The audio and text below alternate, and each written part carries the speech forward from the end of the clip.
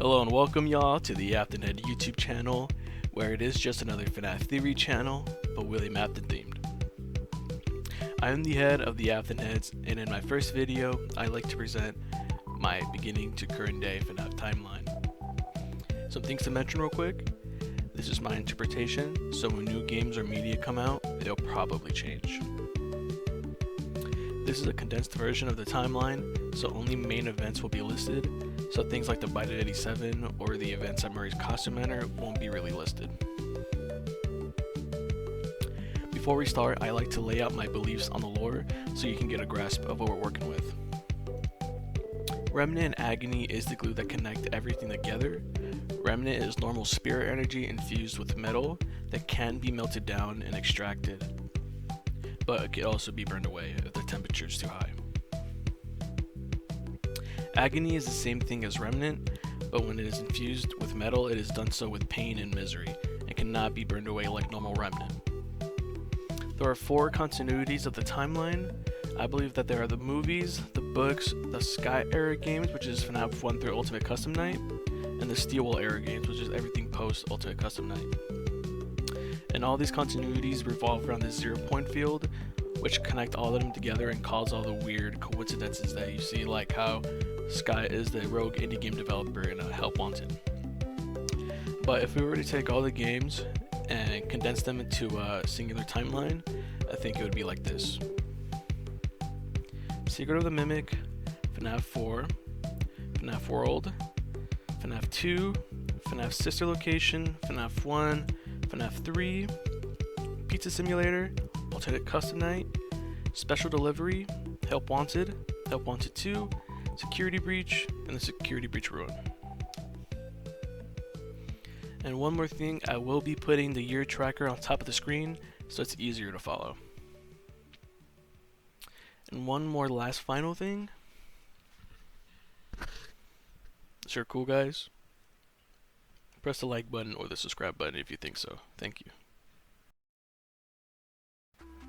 So, let's start from the beginning. The very beginning. 1940, Great Britain, World War II. We'll start off by following Bill Afton, the grandfather, who is currently fighting in the European theater, digging trenches and taking out enemies by ambushing them from piles of dirt that also turn his uniform to a yellowish color. Dave Afton, the father, works in production plants fueling the war efforts. The grandfather survives and comes back from the war with a bear, which comes from a modified story of Volchek, the Syrian brown bear.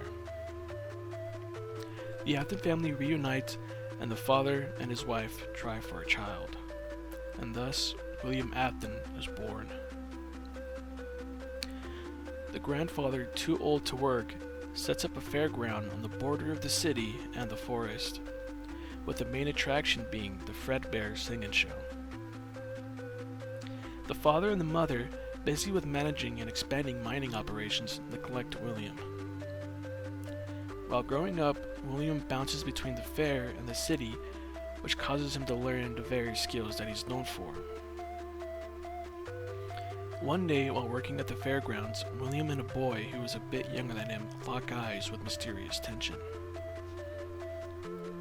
During this time, the grandfather tells William various stories with a rotating cast of animals: the bear, the fox, the bunny, the gator, the chicken, and the dog. The story about the bunny and the bear stick out to William. The father and the mother decide to expand operations to America, leaving the grandfather behind because he's too old and believe he is a bad influence on William, telling him to leave that old man with his consequences. Before leaving, the grandfather gives William the shovel he used during the war that weighs a lot heavier than it looks. The night before the move, William has a dream in a forest with a distant view of a man fishing alone at a lake. The Afton family settle into what will be known as Hurricane, Utah. William excelled in public school and in college, easily grasping any concept he was taught, which proves to his parents that he is fit to take over their work. His ingenuity made him famous in the community, which caused him to be part of several projects around town, which the one he will be especially known for is the Fall Fest.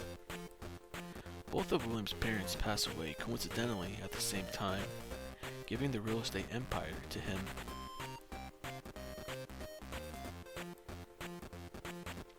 While helping with the festivals, William meets Clara, a world-class ballerina, Edwin Murray, genius inventor, and Henry Emily, expert computer scientist. William does the festival with this group for a couple of years and dates, then gets engaged with Clara. During the production of one of the festivals, William convinces Henry to use his roboticism skills to make endoskeletons that will wear Edwin's costumes for a family dining entertainment business that will span across William's several properties in the surrounding states. Henry and William brainstorm which mascots they would like to use, and William mentions his grandfather, who wore a Golden Bunny-themed carnival leader suit that ran the Fredbear Singing Show. Then, Henry surprises William by saying he visited them before on a business trip with his father. Henry expresses his infatuation with the bear that he reveals the first animatronic he made was Ned Bear, an obvious knockoff of the dancing bear. William follows up with, "I've always liked bunnies anyway." Fredbear's Family Diner, with both Henry and William simultaneously running the business, is created and is an instant hit. One night, William has a dream of a surrounding infinite inferno. And then, Michael Afton is born. William puts pizza on the menu, and business booms even further. With the rapid expansion also grew high demand for costumes and animatronics, which Edwin Murray was contractor for. One night, William dreams of the man on the lake, but is placed in the clearing where the lake is. And then Elizabeth Afton is born. Both parents care for Elizabeth, which leaves Michael to be neglected. Michael starts to be rebellious and escapes through his window when grounded. Edwin, believing that the Fazbear project will save the company, actually drowns them in debt to the point where Edwin had to forfeit all of his property to Fazbear Entertainment, which causes him to disappear. The events of Secret of the Mimic take place. Once Edwin's properties and ideas integrate into Fazbear's ownership, another popularity boom brings the brand to be recognized nationwide. The Fredbear and Friends show is produced. Because of the rapid expansion, most and/or all safety regulations were overlooked, causing several injuries across many restaurants, even leading one location to be shut down. Over the years, working with the suits, William gains adept roboticism skills, surpassing Henry's skill, and now believes he is dead weight, which in turn causes William to make a subsidiary company called Afton Robotics, utilizing Murray's technology and abandoned underground network. Baby's Pizzeria is made to rival Fazbear Entertainment to prove he never needed Henry. One night, William dreams of being at the lake with a mysterious man who has distorted features, but then notices a shadowy figure in the woods where he originally started. And then, David Afton is born. A new house is built on top of the burned down Murray's house and bunker to avoid suspicion. William makes technological breakthroughs back to back, creating sound illusion discs and a type of hallucinogenic gas. As both parents are busy over the years, Michael bullies his younger brother because he has to tend to him often, while Elizabeth likes to be in William's workspaces observing and learning. As David grows up, he is constantly terrorized by his brother, causing him to be on the edge of tears majority of the day. William gives David a Fredbear plush with a microphone and speaker to check in when Michael is mean to him. Baby's Pizzeria closes due to lack of popularity and places animatronics in the Afton Robotics underground network. One night, William dreams of being at the lake again, but the mysterious man's features begin to corporalize to his grandfather's face. Then, the Shadow Bunny jump scares William, transporting him to the Inferno before waking up.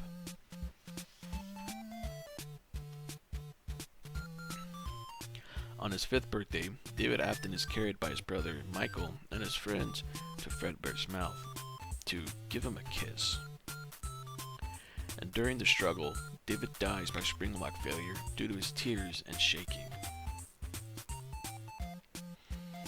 As David is in a comatose state, William tries to ease his pain by infusing the hallucinogenic gas to his medicine, which leads him to see the events of FNAF World. To punish his son, William locks Michael in an old house that he owns, making Michael live in a never-ending nightmare. Henry starts manufacturing all future animatronics with facial recognition software, along with security puppet animatronics, to stop children from wandering to areas where they shouldn't be. The events of FNAF 4 happen. Fredbear Family Diner closes permanently, and Spring Bonnie is put into the unmarked storage room. William Afton tells David, "I will put you back together," through the Fredbear plush before he succumbs to his injuries and passes away. Later, David is buried in a clearing through a forest, so William can avoid more impacts on his reputation.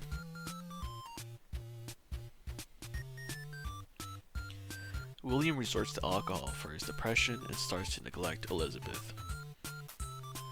While restoring Fredbear, William sees spiritual activity coming from the suit and tries to run tests on it, but they come out inconclusive. So, he tries to recreate the death of his son with Baby's Pizzeria animatronics modified to capture live victims. Elizabeth sneaks into Baby's Pizza Party world and ends up alone with Baby. The capture feature malfunctions and accidentally kills Elizabeth, crushing her to death within seconds. William, finding Elizabeth's corpse, instantly closes Baby's party world and falls into despair, believing that's the end for her. But suddenly, he realizes that Baby's eyes are supposed to be blue. Elizabeth uses Baby's eternal AI and spiritual power to speak to William, who then tells her his plan for the rest of the family. William commits every second of his day to working, trying to bring back David, but also becoming an alcoholic, causing a change in his appearance. Snowballing the depression with a lack of self-care, William starts to resent all of the families he serves.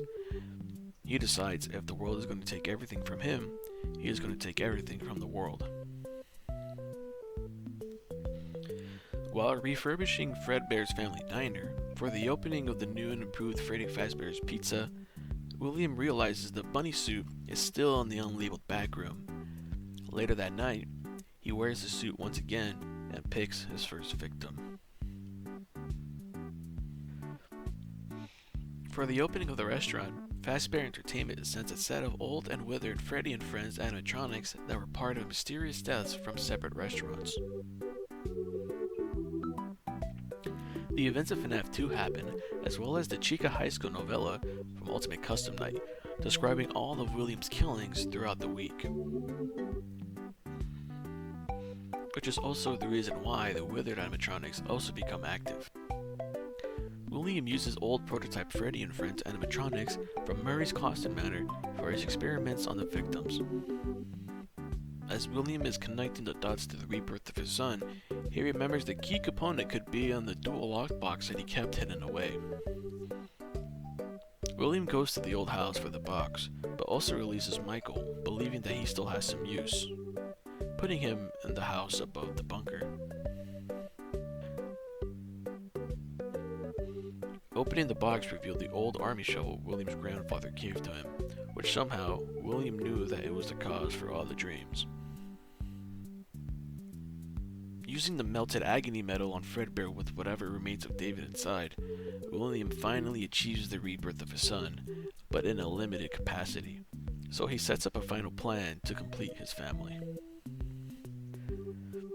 When the investigations begin, William is caught on the cameras and gets arrested, but avoids imprisonment through his use of power from Fazbear Entertainment. And with the killings, the toy and withered animatronics become increasingly violent. William switches shifts with another employee after night 6 and takes a spring Bonnie suit with him. Later that night, when taking the suit home, he passes by another Freddy's Pizzeria and sees Charlie locked outside. And with the hatred and resentment towards Henry, William kills Henry's daughter, throwing her in the alleyway, causing that pizzeria to close as well. As William is on the precipice of his plan, he transports the experimented on animatronics to the closed down pizzeria he killed Charlie at. But before he does that, he tells Michael to go down to Baby's party world to retrieve the rest of his family and bring them to give his brother his happiest day.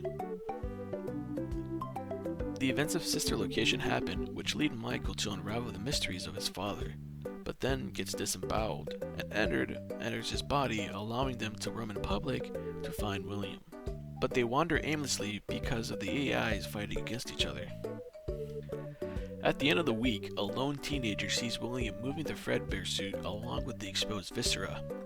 William kills them and quickly shoves them into the suit, which would be William's greatest mistake.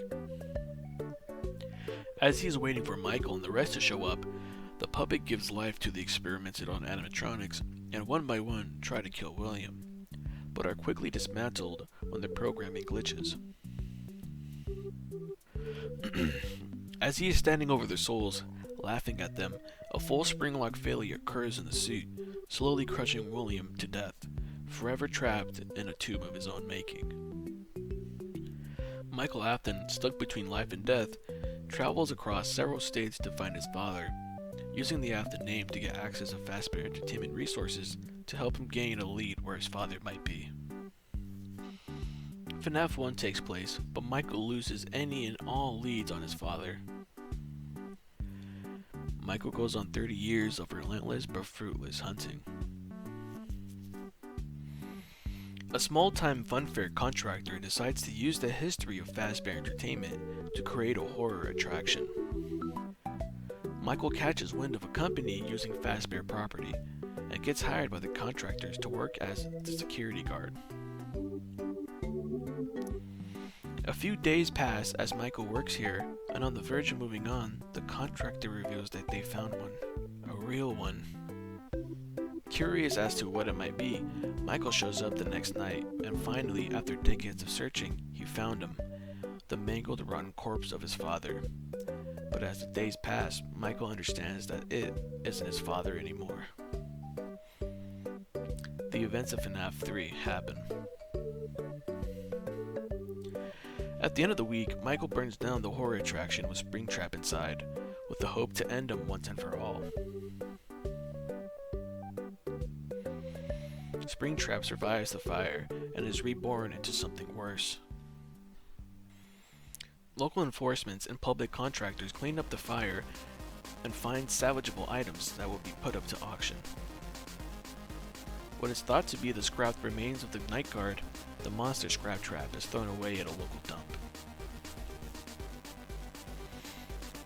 Michael goes back into hiding to find the rest of his family. Rumors in the neighborhood start spreading of a purple man and a rusty broken robot wandering around at night. Henry Emily, maintaining Fazbear Entertainment, finds out about the Fazbear Frights attraction and everything around it, learning that William came back. Spiraling, Henry dives deep into Fazbear history logs to find any clues as to why the Springtrap animatronic was moved.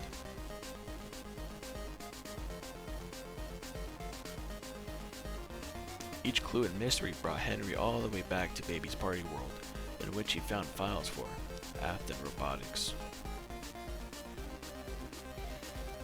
Henry unravels the Afton story and realizes that they're still all out there. And if they're out there, then what happened to his daughter is going to happen to endless others. Henry commits all of his time to stop this curse, visiting old locations, recording his findings, and setting up the perfect trap. Henry uses his powers in Fazbear Entertainment to set up a fake franchise and waits for his trap to spring. One by one, all the athletes appear to the pizzeria, including his own daughter, all according to plan. The events of Pizza Simulator happen. At the end of the week, Henry activates the burners underneath the building, hoping to end this curse, and staying inside, wanting to pass on with his daughter. Unfortunately, Henry's good intentions turned out to awaken another beast, something unfathomable. The best way to describe it is something blob-like. The events of Ultimate Custom Night happen. The last act Henry made in the company was to set up a next day cleaning crew to get rid of any remaining material found in the wreckage, as well as setting up a disbandment of the Fazbear Entertainment Corporation to put all the horrors to rest. A charred coal-like corpse was found in the wreckage that had a very faint pulse, which was assumed to be Michael's, but actually happens to be William's, and is taken to a remote hospital. A lone worker in the rubble and ashes has an odd sensation pulling them towards a spot in the wreckage.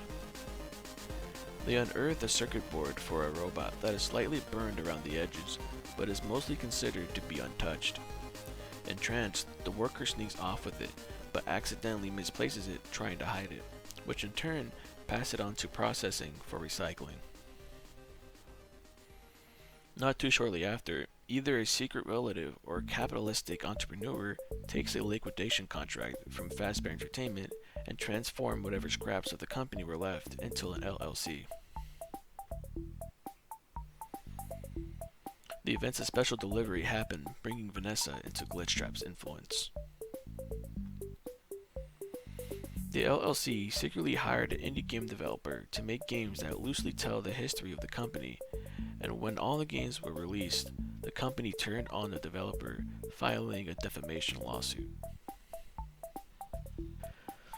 The LLC now tries to develop their own game in-house by gathering a bunch of technicians and reusing warehouses full of old computer and machine parts.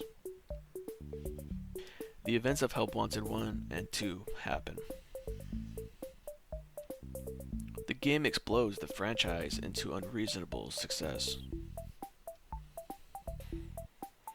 The LLC successfully muddies the truth of the company, and so any theories are labeled as crazy conspiracies or rumors. The construction of the Mega Pixaplex is officially underway. A report of black tendril-looking cables were seen slithering into the construction zone.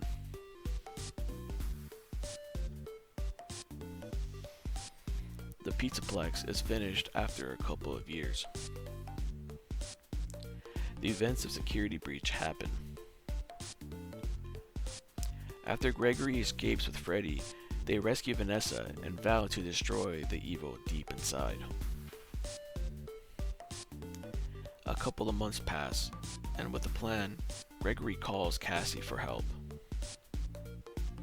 And then the events of Ruin happen.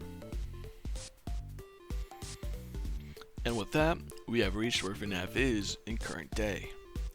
And like I said on the start of the video, my timeline will most likely change with the new stuff coming out.